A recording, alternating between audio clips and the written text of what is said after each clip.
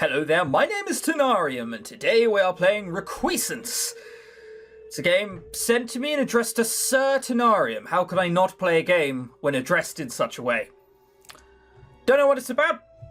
The actual game is like 10 to 15 hours long at the moment, and it's out at the moment, but 10 to 15 hours is probably a tad too long, so we're trying the demo first.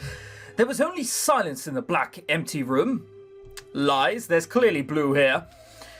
The darkness was so thick, Tenarium had to move his webcam down for you to see the words. Doesn't say that, does it? The darkness was so thick that it covered the chamber like a blanket, crushing the very air itself. So we're suffocating is what this is saying. But this darkness was not empty. In the silence a voice broke through. A lonely voice that was hollow and soft. Is this the beginning to Dark Souls or something? It spoke to no visible being. Will you help me? Oh, that's better than die. It's not much better, but it's a bit better. Will you save everything? I'm not wildly keen on this proposal. Or will your selfishness destroy it all? Quite specific at this point. The voice breathed these words to the empty air, then from the centre of the room a soft blue light began to glow. It was glowing beforehand. It's not our fault you can't see. Oh, another blue light. I mean, that's just yellow, isn't it? That's just yellow and white.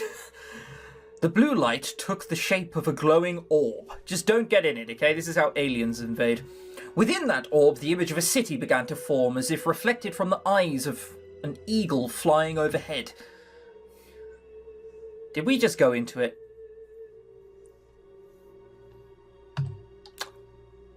Very watercolory, for lack of a better word. The clouds look very good. It's weird, right? Because this building here, this building looks fine. And then you've got here, and it's like, you know what, we're just going to not finish these houses, Sodom. Only poor people live there. They don't need roofs or bricks. Just throw it together with mud and hope for the best. Could actually be that, because this side looks slightly better. See, it looks slightly better. Clouds look very nice there. Come on. No, stop it. H. There we go. The realm reflected in the depths of the orb was once a powerful, peaceful kingdom spread throughout the continent. But now all that remained was a broken and war-torn massive city-states. When the last king was assassinated over 300 years ago, the world was suddenly plunged into chaos. With no living heir, the crown was fought over by the king's vassals, each insisting they had some claim to the throne. You'd think one would just give up and team with the other. Comfortable life for the rest of your life. Don't worry about how you go down in history, you're going to be dead anyway, it doesn't matter. Nor was it just the crown they struggled over. Former allies sought to murder one another, whether it was over positions of great power or the smallest scraps of land. No one knew why the world had fallen so quickly into chaos and decay. Darkness sprouted even in the sanest man's hearts, turning them against their people in the blink of an eye. Trust, honor, and loyalty. All were relics of the past. Ruthlessness was the only way one could survive. But there was always someone else more cold-hearted, more clever, and more ambitious. This is Dark Souls, isn't it? Especially with this music. There's someone wailing in the background. It was as though a sickness curled like a serpent around the realm, squeezing tighter and tighter with each passing year. But there was no cure for it, only empty hope that one day the world would be restored. Yeah, that's how we got to this situation. Hoping for the best. That never ends well. The continent was called Rephidim. Rephidim? Rephidum? Let's go with Rephidum. That sounds better than Rephidim. Named after the kingdom that now lay in ruins. It had once been grassy and fertile, but now all but small parts of the land were ravaged and barren. I still haven't actually been looking what this looks like. Oh, it's just zoomed in. To the north stood snowy mountains, and to the southwest there lay a broad of strip desert populated, mostly with mages and merchants. How do those two mix? The capital in the east was a beacon of hope in the ravaged world, but even there corruption's roots had taken unshakable hold. And in the far west, the dead, dry plains kept away any traveller seeking other realms. It was once said that they were lush fields full of soft grass and rich flowers. But after the king's death, they had gradually decayed into lifelessness, and that decay seemed to spread further every year. So they're anti-happiness flowers is what I'm hearing. One day, perhaps they would swallow even the cities. And they're kinky flowers as well. It was this harsh world that the orb reflected. A world with no kingdoms left, only kings. Okay. Alone I will fail, but together we can save everything. You want me to get in that orb? I think I'm fine here, buddy, if it's all the same. Within the blue orb, the image of the world faded away, replaced with the shape of a single small shadow. A hand reached out to touch the orb, slender fingers tracing longingly across the dark figure. Come to me. I'll be honest, I've had more appealing offers. I don't know. Can I just not go?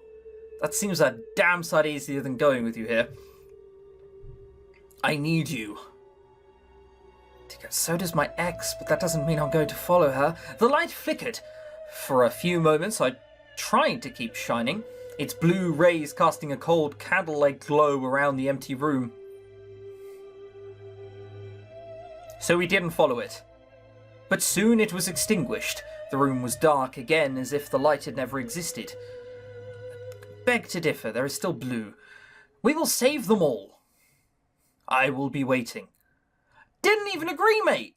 In fact, I did the exact opposite. I desperately tried not to agree.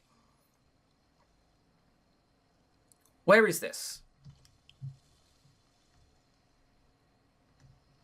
I can see the top of a castle. Also, is there voice acting in this game? Let's turn this up and see if there is. Tall grey spires reaching toward the sky. No, not for this bit. I presume there will be for the characters, so we'll leave it on and see how good it is, he says hesitantly. I can see them on the horizon, just over the edge of the hill.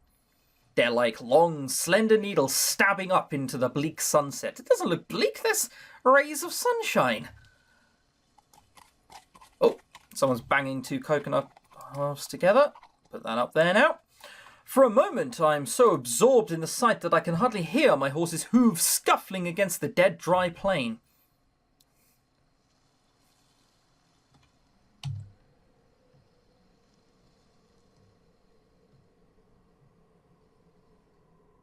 It's not looking particularly beautiful, is it? It's like South Wales during the winter. These spires, they're the crown of a huge towering structure. A cathedral. Oh, this dude knows where it's at. My destination, my sole reason for riding through this hellish wasteland. I've been searching for this place since my uncle died several years ago, but there was never any guarantee it was real. I've been searching... until now. But even as I gaze at the huge mountain of a black tower in the distance, it feels like I'm lost in a dream. Good work, Okay, good. So it's violently quiet. That is a full. Let's bear that in mind. That's full. Alright. This way you can actually hear it. Shh. Good work, Ayla. We've come a long way. Alright, it's not too bad compared to others, to be fair. And that was about half. Whack that back down. We'll put it on for the next person we speak to and see if the girls are generic anime people. Or in strong independent woman voice. I reached down a hand to pat my horse's shaggy white mane. It's an odd looking horse, isn't it? I do like this music. How many leagues have we travelled to get here? I've lost count. I've stopped I wouldn't even know how to keep count. I've stopped bothering to keep track of the days. Now I just count out how long it's been since the last exciting thing happened. You should probably count sleep as well. Maybe you're imagining this cathedral. Let's see. Well, I managed to find drinkable water this morning. And last week I narrowly escaped a pack of wolves. And for the last time I saw another human It had to have been a month at least, maybe more. So we are in barren lands, literally in the middle of nowhere. So confirmed, Wales. No one goes there willingly. As I ride closer, I can tell my horse is uneasy. She's been jittery ever since we first entered the Dead Plains. At night, things get worse. I'm afraid she's going to try and run away from me. But so far, she stayed by my side, although obviously with some reluctance. I can't blame her. The sight of the cathedral towering in the distance makes me feel nervous too. And this horrible smoke bomb grenade cloud, look at it. It's more of a mountain than a structure. To call it massive doesn't do it justice. It makes me feel small, insignificant. We'll talk about your sex life afterwards, buddy. Like a speck of dust in a giant shadow. Not a very welcoming sight. Do you want to actually, go in? Was this originally drawn like this? It's a very peculiar art style. The closer we ride, the more daunting it becomes. It feels like ages before we finally get close to the entrance. I still have the sensation I'm in a dream, but no, this is real. Well, I haven't really done much in a week. This could easily be a vision. It has to be real. Look, I can touch it, and you're just touching a rock somewhere in the desert crawling over.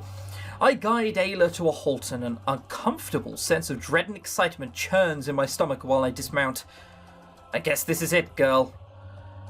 Why do we look like Why are we like 17? After stretching my legs, I reach out to untie my pack from the saddle. The rest of my food, water, and my few personal belongings are in there, along with a few gold coins. I fasten the pack straps to my shoulders with a faint grunt. I turn to look at the cathedral drawers properly. Properly? Two looming slabs of black stone tower imposingly over me. It's actually African-American stone? Can you please not be so insensitive?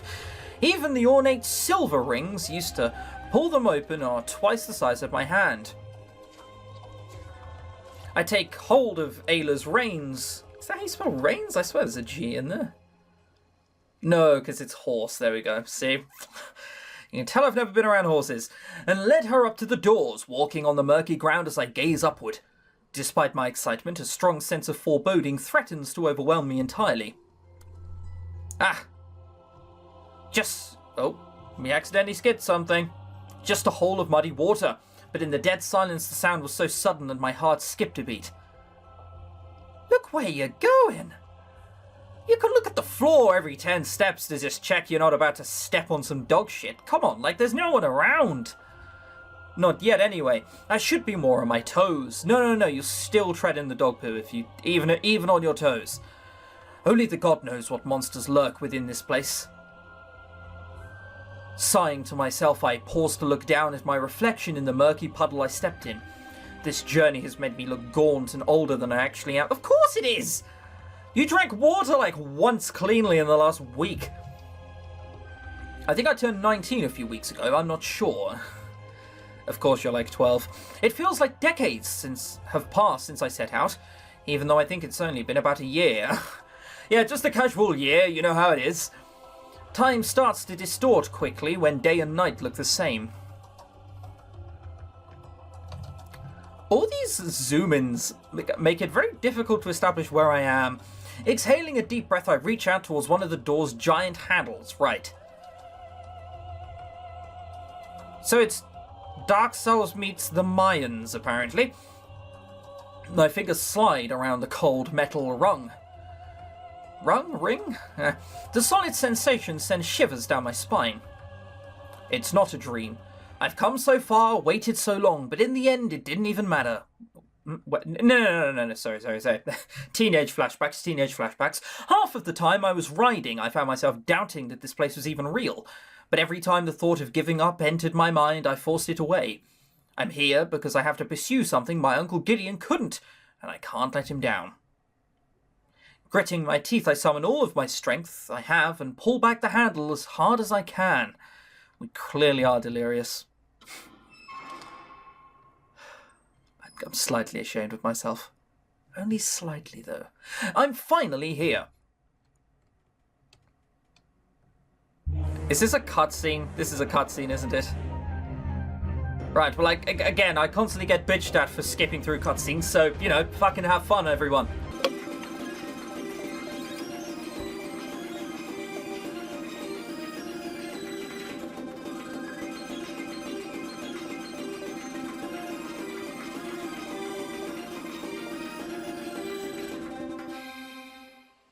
Hope you guys enjoyed the cutscene. I never stick around for them, they're pointless.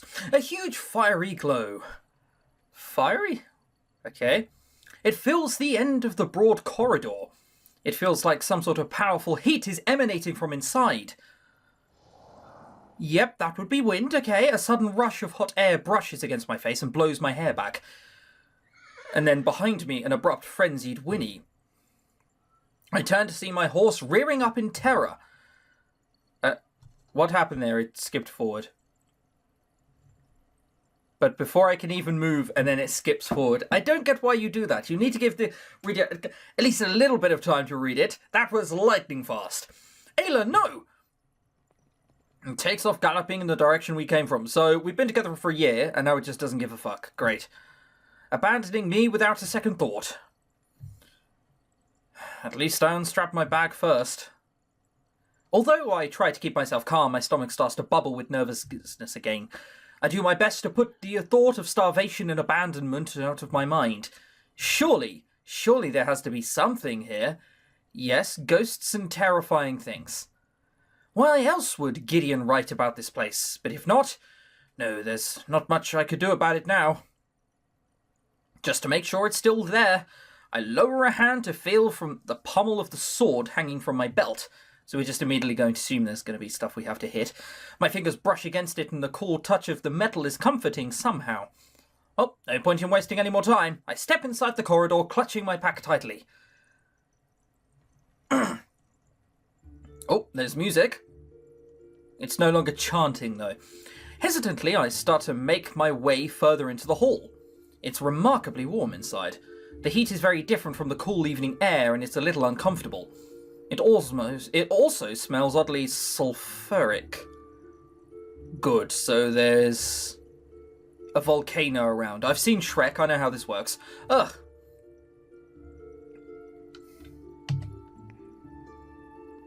Why the random red and green there?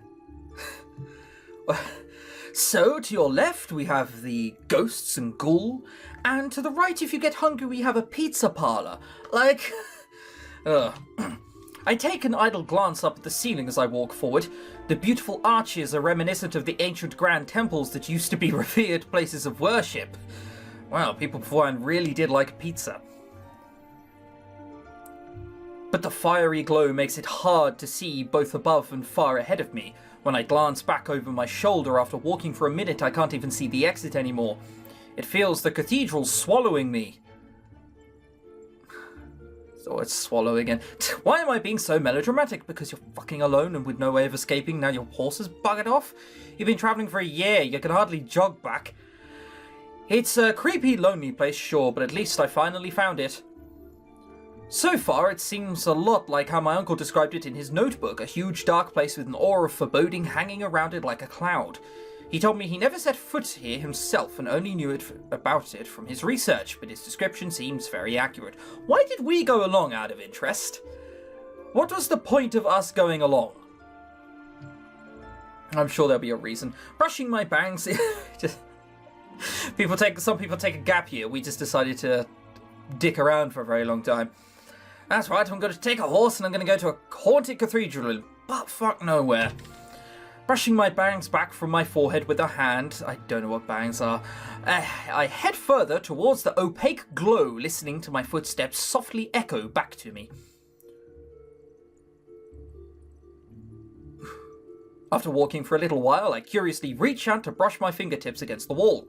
The stone feels warm and the soft grooves curve gently under my hand.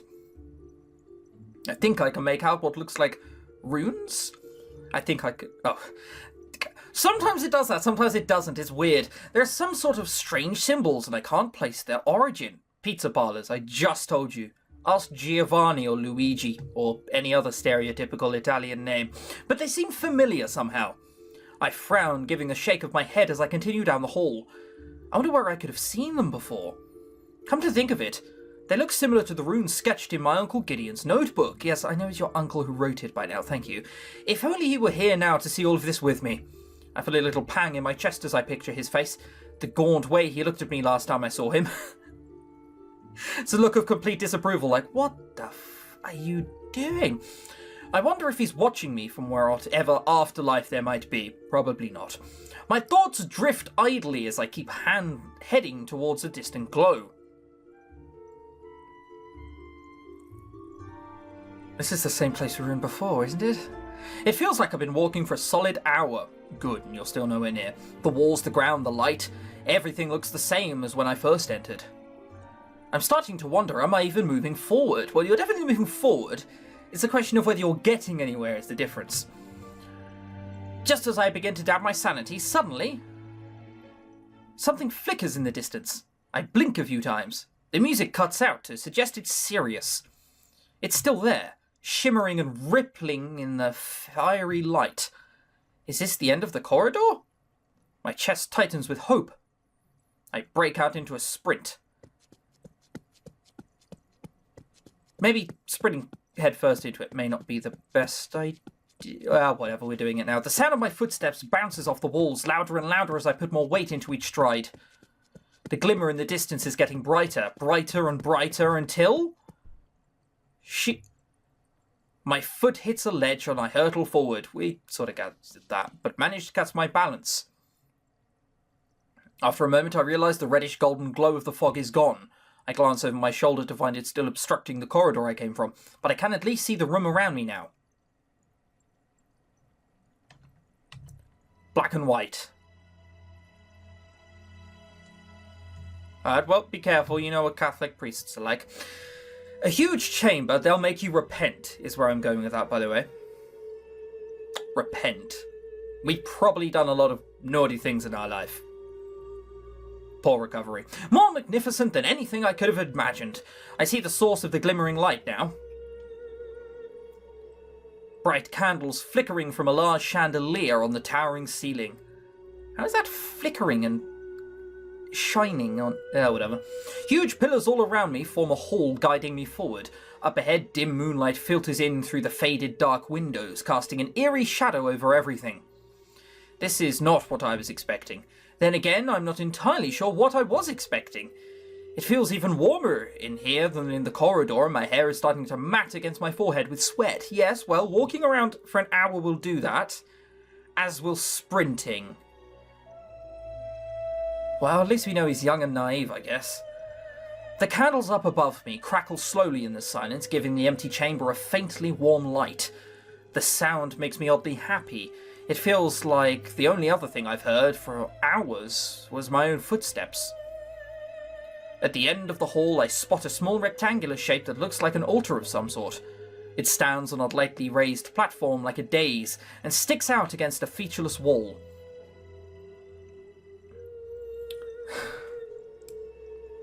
Gotta move that down there. I approach the dark marble stairs leading up to the altar, gazing all around me while I walk. We're sort of 25 minutes in and we haven't really accomplished much, have we? I'm sort of hoping something happens eventually. Like, I get it, you know, the cathedral is a bad place.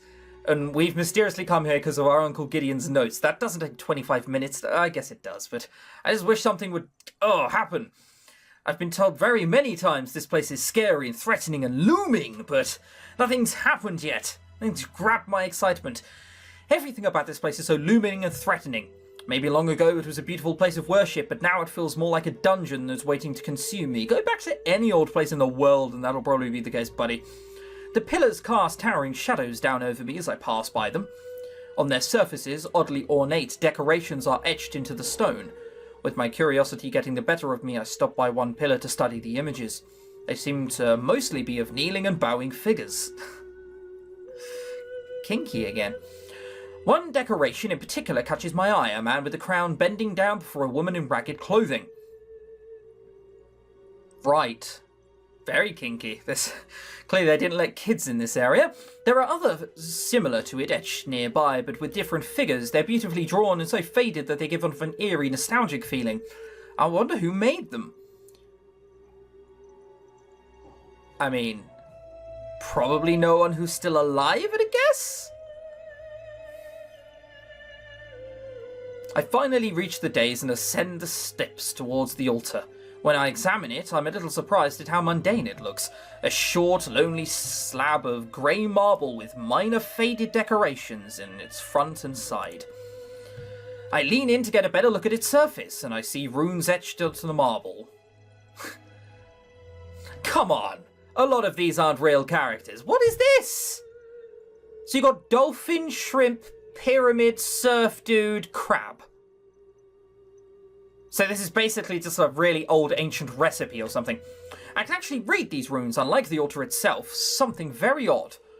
Which seems something very old, sorry. The markings look surprisingly recent.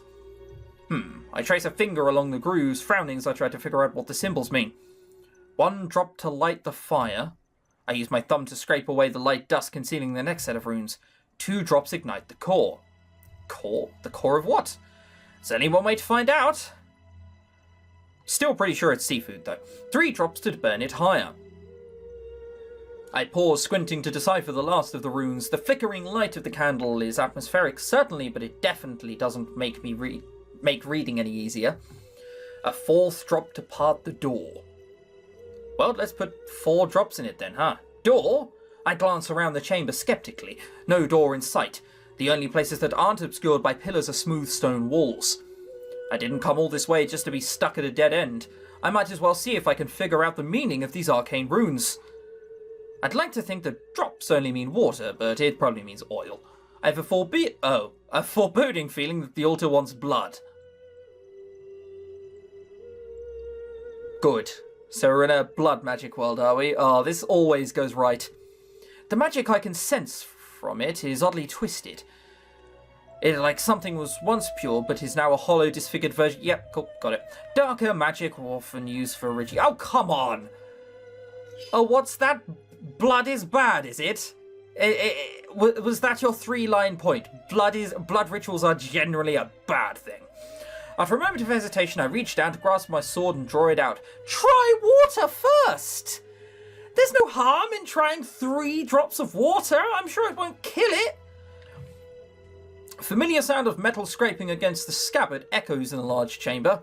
It's an ornate blade. It's hilt. Yeah, cool. Whatever. I bring the edge to a thin gash on my forearm. I'd gotten the wound from twisting and turning on the rocky ground in my sleep.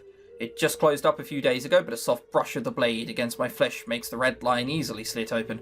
I grit my teeth from the spark of pain that wells around the spot.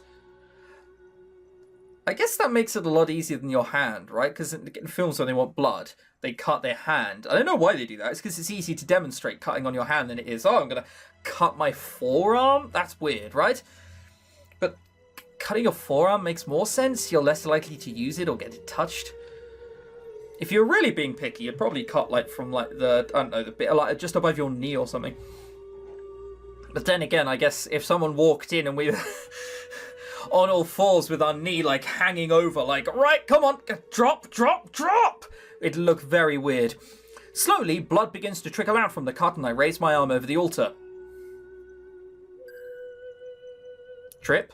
A single drop splashes onto the altar.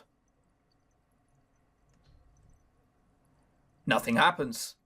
I raise an eyebrow, sheathing my sword and placing my hand atop the wound to keep further blood from spilling out. Second pass and nothing happens. I knew I was a fool to think this would work. But then the blood sinks into the marble of the altar. It makes a loud hissing noise and I jump back in surprise. The marble looks dry, as if my blood never spilled on it at all. This is too weird. I draw my sword back out again quickly, turning to hastily glance around the room. But I don't see anything or anyone. Yes, it's because it's a weird blood ritual altar. Huh? Then, in the corner of my eye, a flash of red by the edge of the chamber. Seeing that is generally speaking a bad thing. I shoot a glance to my right to see a torch now lit on the wall. It blazes with a vibrant red flame. Next to it, though, is the only featureless stone of the wall. The torch looks so isolated that I can't help but wonder its purpose, but it definitely hadn't been lit before. Maybe this really does have a chance of working, even though it gives me horrible feeling. Oh, we accidentally skipped a line. With some reluctance, I take pluck my hand off my wound where the cut is still oozing small crimson drops. Just pop a few more on. It didn't hurt, right? Even if the first few didn't work. Keep going at it, buddy. I mean, you're sort of all in at this point, aren't you? You have cut open your own hand. Oh, whoopsies. Another fresh drop falls onto the altar, and then a moment later... hiss. The loud sound makes me more than a little uneasy. But the wait is shorter this time. Before long, I hear the sound of flames growing louder. What the? I swear I just heard something like a far-off explosion. It seemed really distant, but still. I quickly glance over to the newly ignited torch. Just beside it, I can see a glowing ring in the stone. That's a pentagram. Or about to be one. It has the same ethereal crimson gleam as the torch beside it. Yep, 2 drops ignite the core. I turn back to the altar. The 3rd drop. It takes into consideration if you stop. Great. There's so much anticipation flowing through me that I can't even feel my wound stinging anymore, but I can still see that it's bleeding. I gingerly let another droplet fall off from my forearm onto the marble. Hissing again. It doesn't sound so much like hissing as someone like using a chainsaw at a very, very long distance away. This time I quickly turn around to face where the torch and circular groove are on the wall. Nothing has changed, and before my very eyes, the glow of the circular rune starts to bleed outwards. Okay, that's a bad thing. Another light begins glowing, revealing a rectangular shape in the stone, about the size of a door. It reminds me of liquid metal being poured onto a mould, glowing an angry, fiery red in the deep grooves. Now the last drop will make the door fall open, presumably. Sucking in a breath, I hold my sword to my forearm, lightly pressing the blade to my skin to coax another drop of blood out of the clotting wound.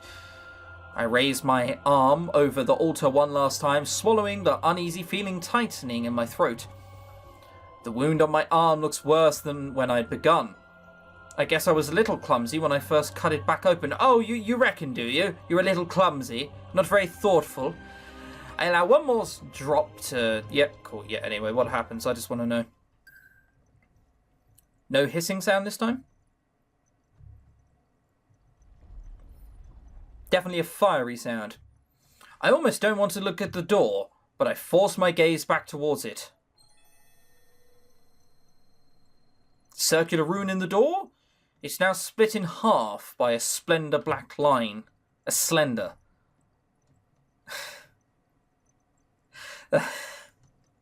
Yeah, sure, of course it's a line.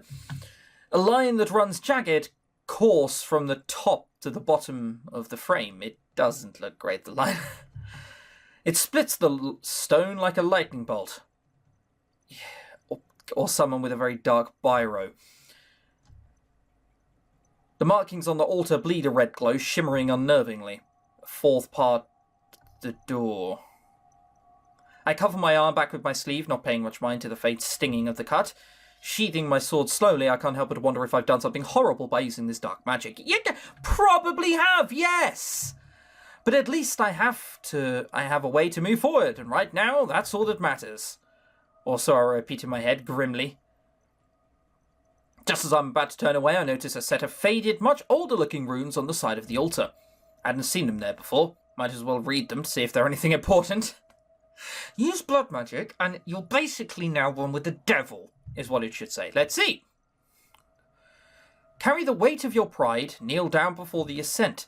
Bear the lash you cannot hide, straighten what the world has bent. So only 2 of those lines are really relevant. Use the blood that we just showed to show that it's ours and kneel. Pride, ascent, does it mean anything, or is it just an old chant? An old chant? That'd be an odd chant.